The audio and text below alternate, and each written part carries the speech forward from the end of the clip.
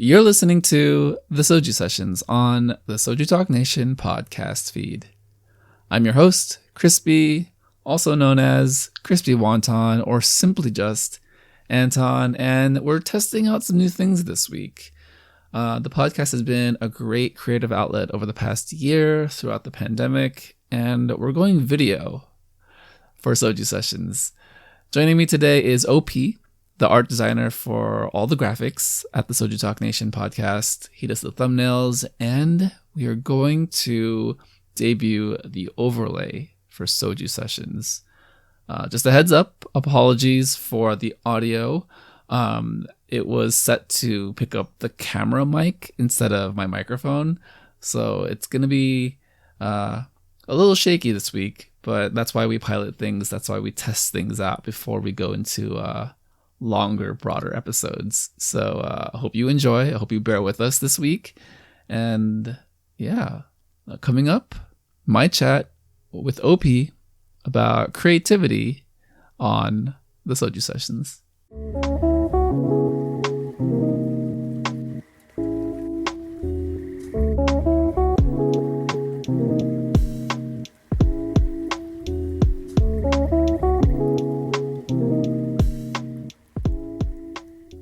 Joining me this week on the Soju Sessions for our pilot episode of our video recordings, we have OP from the Nation. Welcome, OP. How are you?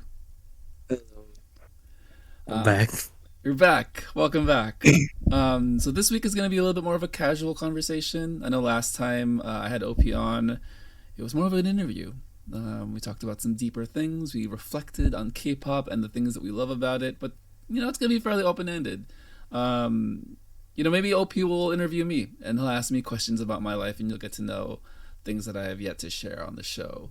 But our main topic today is about creativity.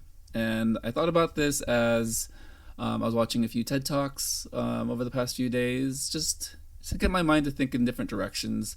And it really got me thinking about kind of the neuroscience and the overlap between like the psychology and the creativity that people display in real life and in K-pop in particular.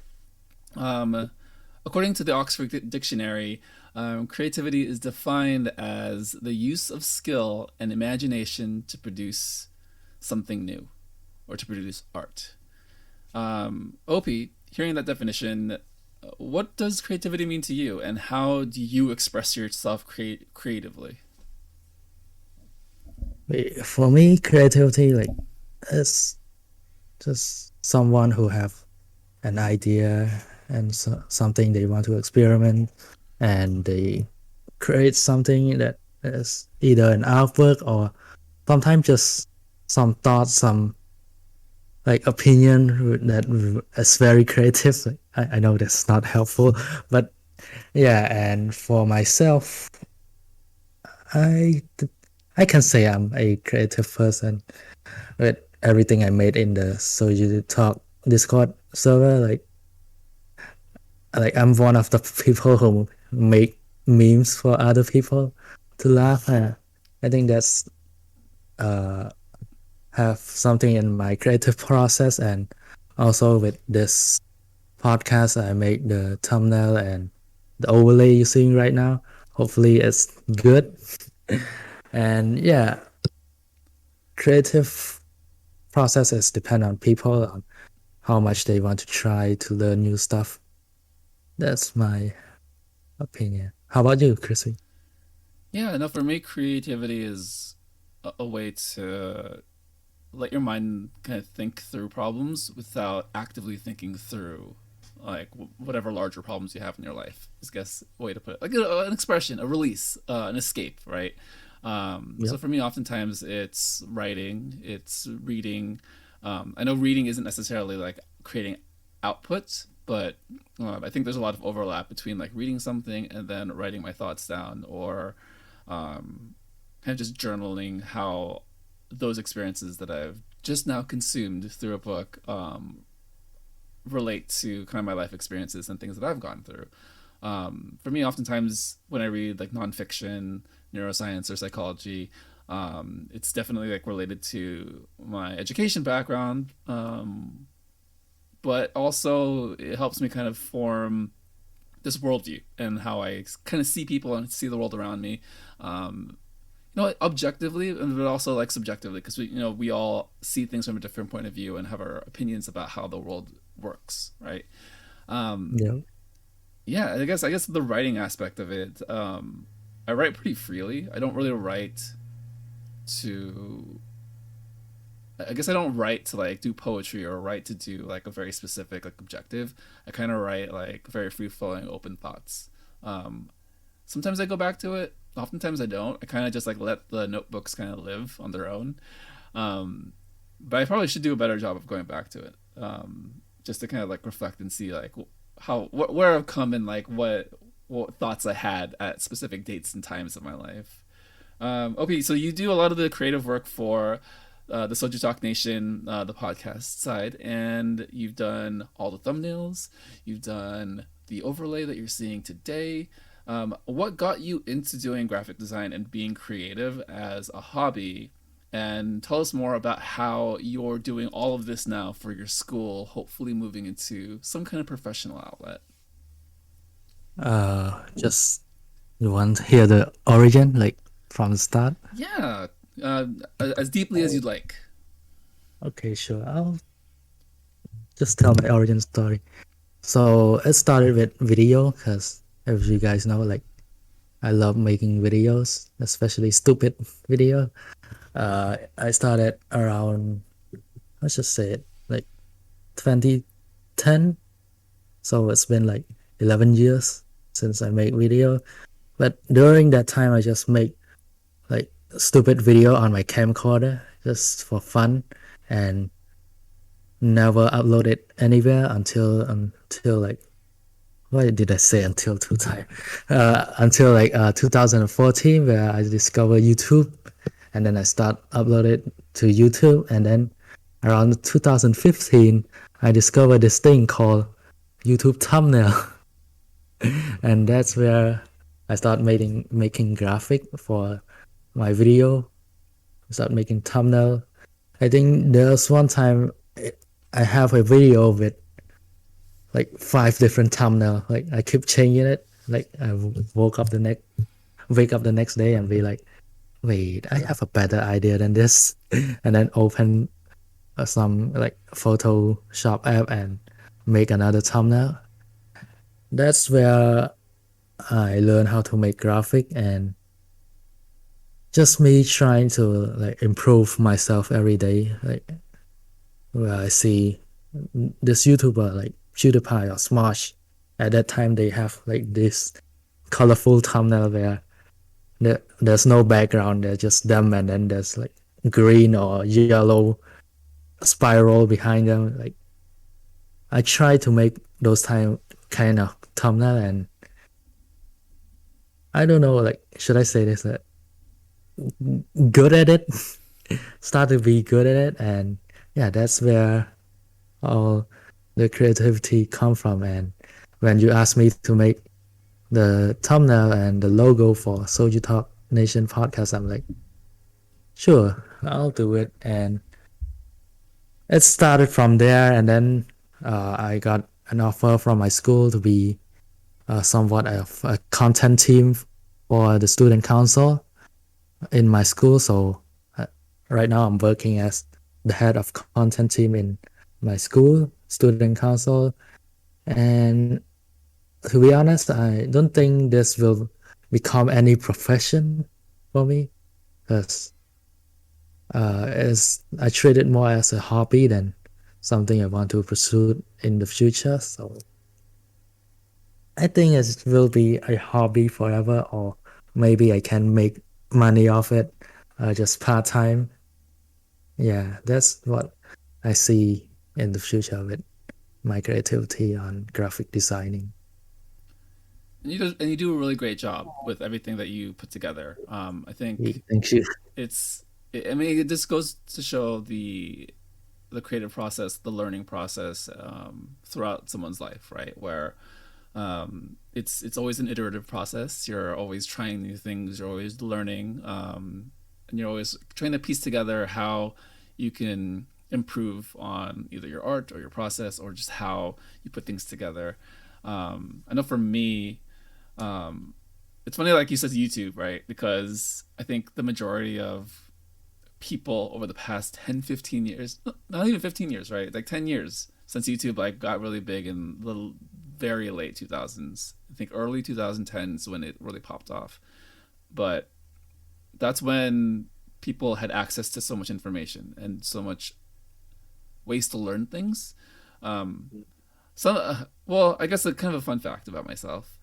There was a certain period in my life. There was a point where I attempted to be a YouTube vlogger. I Really? I have old vlogs, and I vlog about like nerd culture and comic conventions because I used to go to comic conventions all the time.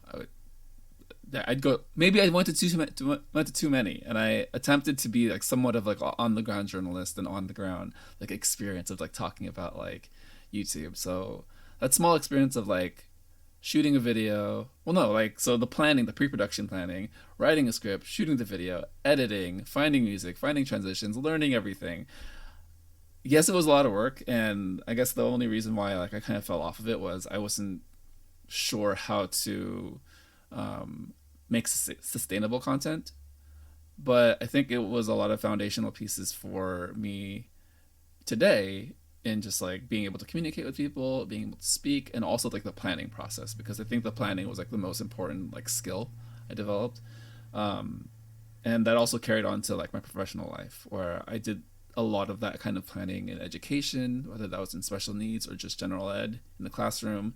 And it also like helped me with public speaking. Public speaking. As you can see, I'm a professional. Public speaking. So yeah, like you never know, like when your interests and hobbies and the skills that you refine through like these creative outlets will have an impact on you professionally in another realm of your life, right?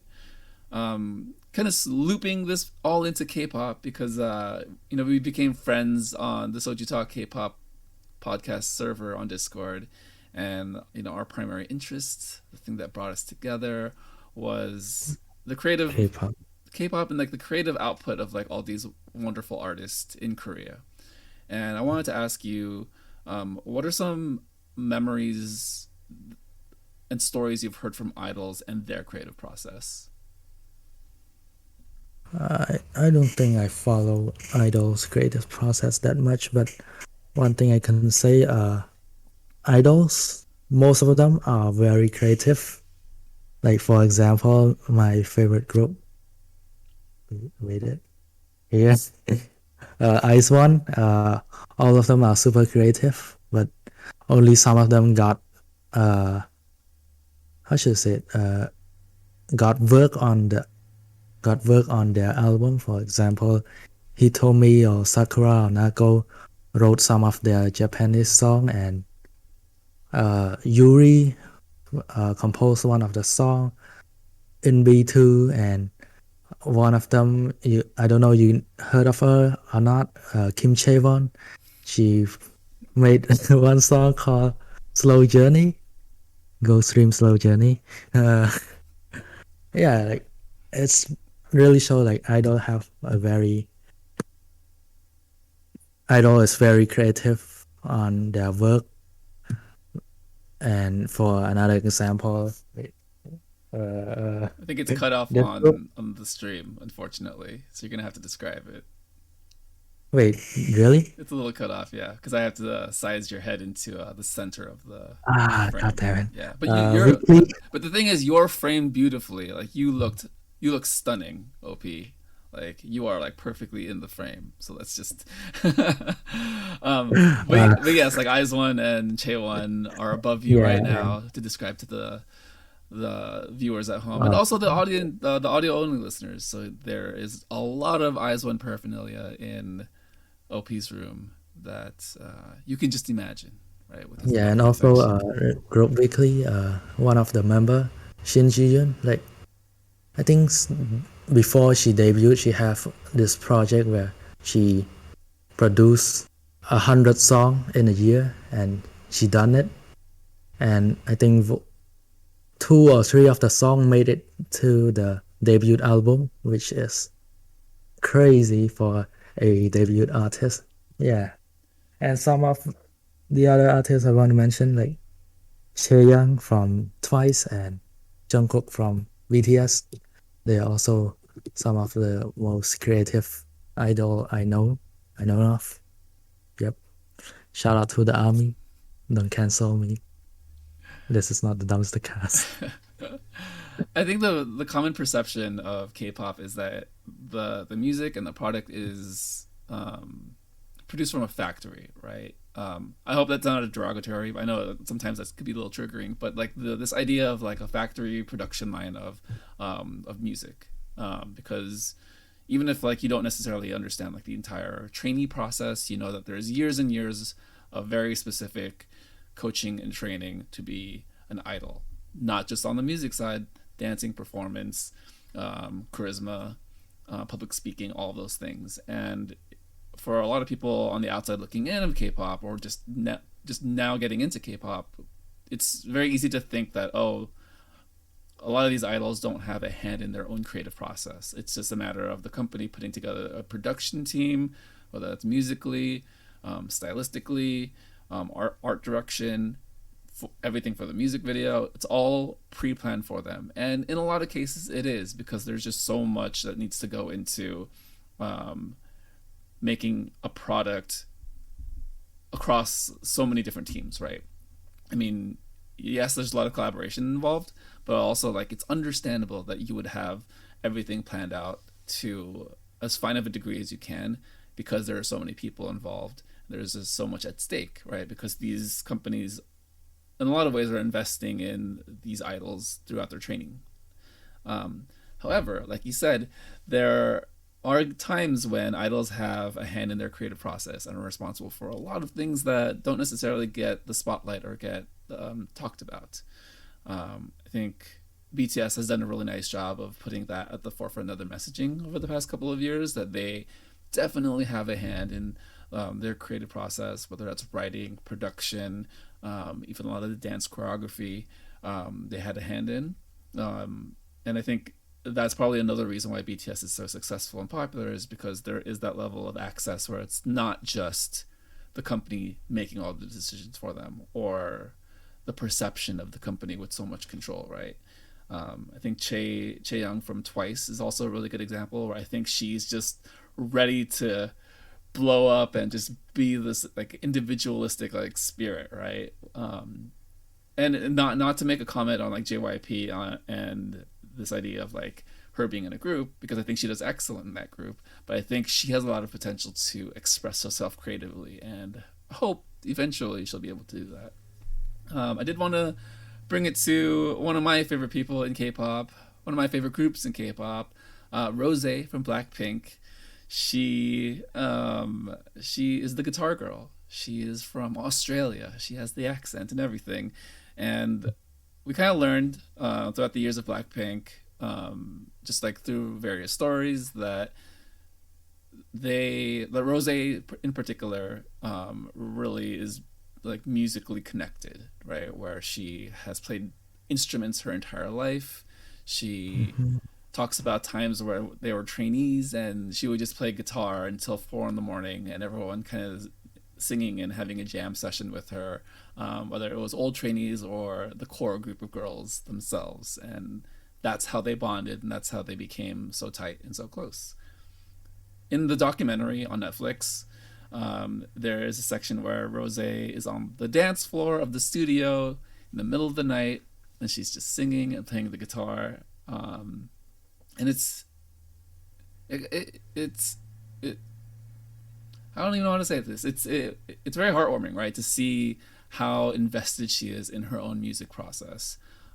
Say whatever you want about the YG production and the volume of music they produce, but I do think that she herself sees music still as something that she wants to tap into, if not to release, but also just to keep herself sane, to keep herself grounded, because I think we forget that music is also something very healing for a lot of these idols, where even if they don't have control over how their music is produced and how it's released, they still love it to a point where they want to do it as a way to escape and to keep themselves from all the pressures of being an idol and being an entertainer in the spotlight.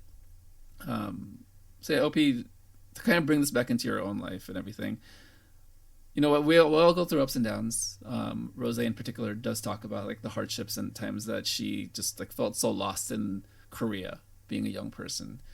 Did you ever feel that you had a disconnect with your environment or a hardship in in your life where you felt being creative was your outlet and your way to kind of express yourself and separate from what was troubling you? Yeah, all the time, especially in my teenage year. Where, yeah, when in my teenage year, I was a super awkward kid. So with a family trip, sometimes we like go abroad, go somewhere like Hong Kong. Like I usually the one kid who doesn't talk at all. Just go there, stay silent in my corner. And especially with music, I just put on my headphone, listen to music all the time. But when I come back home, I have content. Like I I vlog all the time every time I travel. Even though I don't talk to people, I just love filming and just placing my camera down somewhere and just sitting there for like 30 minutes so I can get a time lapse where the cloud is moving. And yeah, I think that's where uh, I express my emotion, how I feel about the trip. And sometimes I write a whole paragraph at the end of the video about how I feel about the trip and how I feel about everyone else. So yeah, the creative process of that video will express my emotion. I, I cannot express it myself. I cannot go to one of my relative and tell them like, oh, I feel like you're very nice. Like I won't say that, but if you watch my video, I will put like everyone was so amazing. I had so much fun. Like yeah, uh, creative process making video really helped me express things that I couldn't say myself with my own words. And that's kind of the power of like being creative and like expression, right? Because I think oftentimes people forget that yes, like being creative is you're outputting something into the world, but sometimes it's you're outputting your voice to reach other people, and that's the best way you know how to do it. I think there's just a variety of ways that people can connect with other people, and I think being creative is like the primary way to do that, whether that's through words, through your voice, or in your case like through a video, through showing something that you've put together, how you've seen, and then putting a creative spin on it with all the different tricks that you do, whether it's editing and color grading and edit and just all the things that allow a video to be more vibrant than words can be expressed, right? So the TED Talk I was watching earlier this week is about stimulating the creative brain. The talk was done by, I'm going to butcher this name, I apologize. So his name is Morton Frillis Olivarius. I said that so slowly. I hope I nailed it. He's a European guy. So his main study and kind of the talking point for the TED Talk was he was a neurobiologist, so he studied neuroscience in college, but I think he got misenrolled. He got enrolled into like the wrong major when he transferred, so he was enrolled as a psychology major.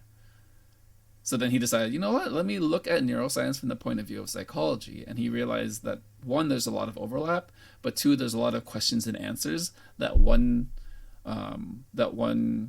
specialty was able to answer, and then another still had questions about. And the talk goes on to really explore this idea of creativity, but also like the functionality of creativity. And one of the things that really stood out to me was this being aware of the brain functions that activate when you are creative. On the one side of things, it's he measured like brain activity with people who were just being creative, who didn't know that these parts of the brain were being activated. But then when they were told and they were shown through brain scans, these are the parts of the brain that are being activated while being creative, those parts of the brain activated more and they were able to output more creativity. I think that's just interesting when you are made cognizant or made very aware of what you're doing. Sophie, do you feel like when you are being creative and you're making videos or doing design projects that you are aware or that you give your attention and focus to what you're doing, and do you find yourself to be more creative than times when you're kind of just free flowing doing things without any focus or objective?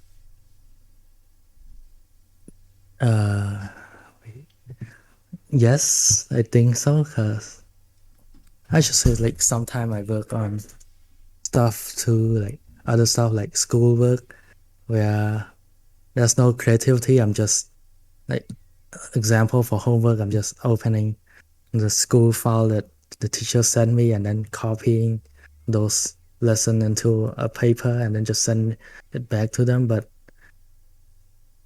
in terms of like, if I say talk about schoolwork, I can compare something to like question and answer homework and then an essay homework, where question and answer homework I just do it and send it, but with essay homework I have to think of a narrative, I have to write a story sometimes like that. So I feel like when I'm doing those kind of homework I feel more creative, like just like my brain function way more than just writing stuff. Like I think a lot, I think about stuff like society, like just random stuff pop in my mind. Like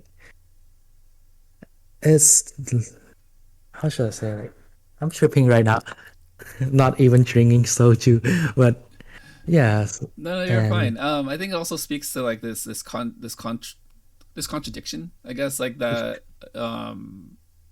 this contradiction that I think a lot of us, like even me myself, would think of as far as like the creative process, because oftentimes people think, or like the common perception is that, oh, like let me just be creative and let me just like let my thoughts run free, right? Which I think a lot of us approach creativity that way, whether it's me with writing and I feel like I'm just going to sit down and start writing, which, okay, like yes, like there's a certain degree of output I can produce, but I think what the main premise is that if you're made aware or if you're mindful of what you're being creative about and setting an objective, then yep, more creativity and more spontaneity can occur.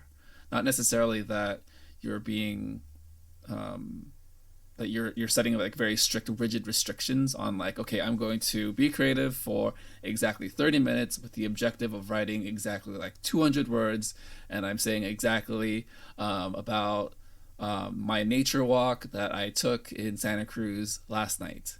And it's like, yes, like those are parameters, those are objectives to meet, but those aren't necessarily things that I have to strictly adhere to.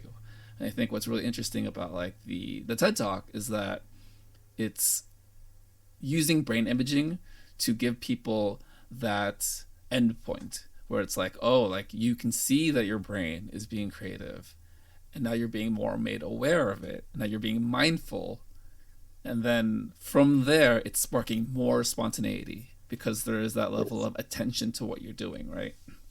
And I think that's a really interesting like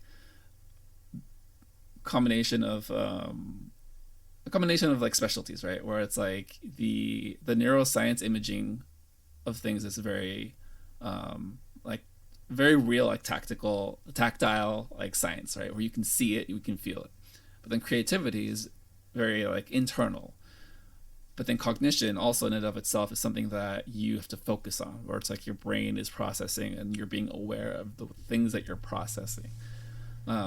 Yeah, I don't really have anywhere else to go with that. I just think it was a super interesting thought, and just like the idea of being more mindful about creativity. And we like to think of things as like art versus science, right? But oftentimes it's both. Like art and science are part of a spectrum of understanding, a spectrum of experiences in life. To kind of wrap things up today, OP, um, in our theme of creativity, what is something that you have in mind to do? A project or something that you want to kind of accomplish in the next couple of months, perhaps by the end of the year, or even when you go off into university, and things that you want to explore and new things you want to learn as far as your creative outlets. I think for the next couple months, I'll just focus on my exam. God damn it, you're asking a high school student. But yeah, also like the project I'm doing right now currently is the Soju Talk Nation podcast. So as also want to improve the the art process of this podcast. Like for example, this overlay, or you will see this episode Soju session gonna have a new thumbnail, gonna have a new style of thumbnail than the other Soju session. So we'll work on that for the next couple months, and then after that, in terms of university, I don't know. I might join some art club, like not drawing. I suck at drawing. Shout out Koala, she's good at drawing. But yeah, I might join some club that focus on graphic designing, or might just do graphic designing, like I said earlier, like just part time, and explore my creativity, and hopefully it's help. Wait, are you ending it right here? Because I have something to say. Go ahead. The mic is yours. Feel free. Okay. So Max, it's time to me to respond to Max. When Max joined Soju session, I think in episode 6, right? I believe so. 7. Yeah, it's been a lot longer than I remember, but yeah, it's been a few months now since Max was on here. Yeah, Max have a section where he called me out for being a traitor, which I had planned to come here to respond. Like, I think I told you like I will come back on Soju session at like October, but now I'm here super early, so I will respond to Max. I'm not changing my bias because she cut her hair. Like you know it. Like Chavon became your bias wrecker for like a good couple months too. So yeah, that's my response. But don't start banter in here, because there's gonna be people listening to this podcast and think, oh, OP changed his bias because someone just cut her hair. Like, don't start banter. I'm joking. I love you, Max. Of course, just ending things on a K-pop flip, because yeah, ultimately we are a K-pop podcast, but we do talk about more deeper things adjacent to K-pop, right? Well, going off of that, what is something in K-pop you're looking forward to over the next few weeks, months, half a year we have left in 2021? You're fishing for an answer right now. I know it. You tell me. For the next few weeks, you already know it. Ice one. I may know Ice it. one. Oh, there it is. Yeah. No, you know it. You know it. I may know it, but the audience and the listeners and the viewers don't know Yeah. it. So you got to remind them, you know? There's a news that came out like a couple of days ago where CJENM is talking with some of the Ice One member companies in order to create like a small project group where some of the Ice One member will come back together and go another round. So hopefully things work out well, because I really want to see them together again. That's the only thing I'm looking forward to for now. And also Luna comeback in 3 days. So that's also a thing. What? How do you pronounce the name? Hasu? Hustle? Hustle? Yeah, Hustle is back. I have terrible American pronunciation, so don't take my word for any of this. Hustle is back, so excited. Yeah. That's it. It's been over a year, right? It's almost Yes. a year and a half, Yeah. I believe. Yep.